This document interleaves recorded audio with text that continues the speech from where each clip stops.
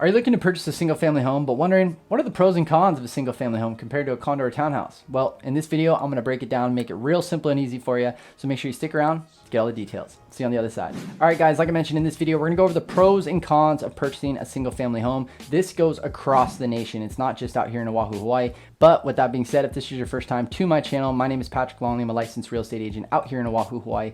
Been helping buyers and sellers and investors for the last decade with their purchasing, selling, and investing needs. So if you have any questions about buying or selling real estate out here in Hawaii, I'd be happy to assist. Got my contact information right here, so feel free to drop me a line or a text, or you can directly DM me on any of my social media platforms. With that being said, let's go into the pros and cons of single family homes. Now, there are a lot of pros and not that many cons, so let's start with the pros and we'll finish up with the cons. Pro number one, better appreciation. Now, generally compared to condos and townhomes are usually pretty similar, right? If you have a condo, you got a 2-bedroom, 2-bath, your next door neighbor has a 2-bedroom, 2-bath, they're probably both 500 square feet. And the only difference is maybe you have a better view or maybe you've done better renovations. And that's usually the biggest difference between the two units. But other than that, they're exactly the same.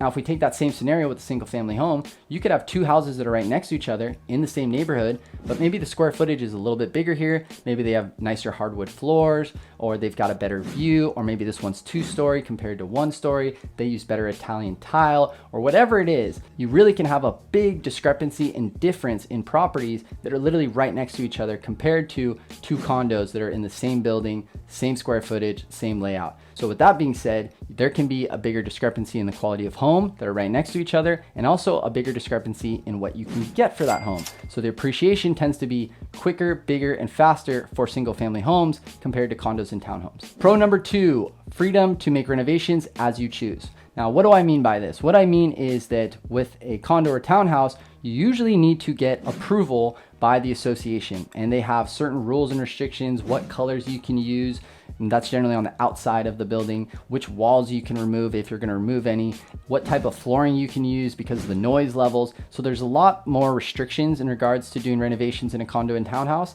Now, there isn't as big of expenses that come up. We'll discuss that more in the pros and cons of condos and townhomes, but generally speaking, you have pretty much freedom to do what you want in regards to renovations to your single family home without having to get an approval from an association. But you do have to get permits for a lot of stuff. So that's one person you have to get an approval from, but generally everybody has to get approval, whether you're in condo or townhouse, single family home. If you have to get permits, you have to get permits. So just one less layer. You don't have an association that also has to approve any work that you're going to be doing on your place. Pro number three, better chance to find a wedge deal.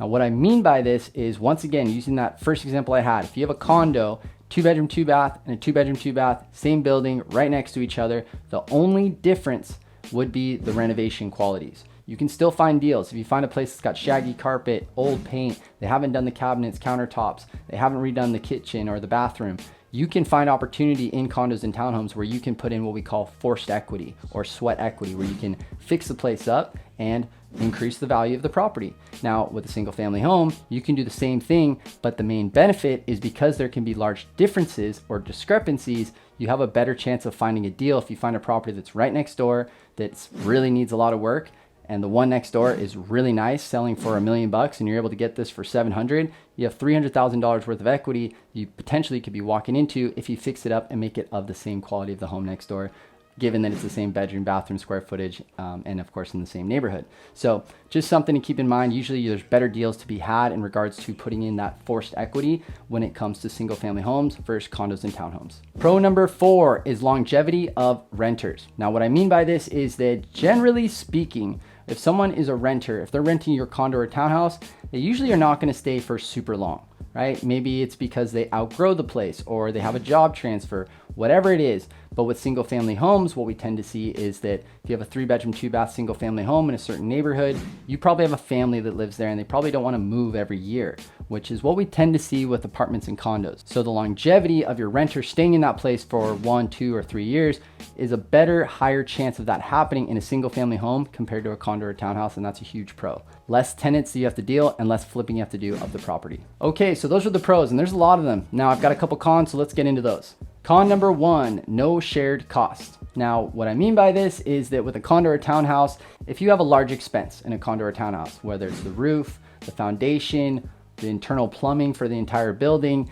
that cost, which can be really expensive, that expense is being cut up by all the owners in the building, And if you have one sewer line that you need to replace in your single family home, you are the one that's responsible for it. You're the one who's going to have to pay for it. So that is one con when it comes to a single family home, is all the expenses are on you and not scaled over a bunch of different owners. And con number two, and probably the main reason why people don't get into single family homes right away, is the price point. Single family homes are obviously more desirable, which means the price point goes up. It's got a lot of benefits to it. So single family homes are almost always more expensive than condos and townhomes, given the quality and location of the place. But keep in mind, guys, if you are looking to get into real estate, maybe you don't own a property, I always suggest get into a condo or townhome first. It's not your forever home. It allows you to get into the real estate game, build appreciation, build wealth, and then you can take that asset, either do a HELOC, cash out refinance, or sell the place, and then get your step up property, which hopefully would be a single family home, and you slowly step up in the type of real estate that you have. So it doesn't have to be your forever home when it comes to a condo or townhome. You are just working your way up to getting that single family home dream house. All right, guys, well, that pretty much wraps it up. If you guys could do me a huge favor, if you could smash that like button as well as click subscribe and the notification bell so you get notified whenever I drop videos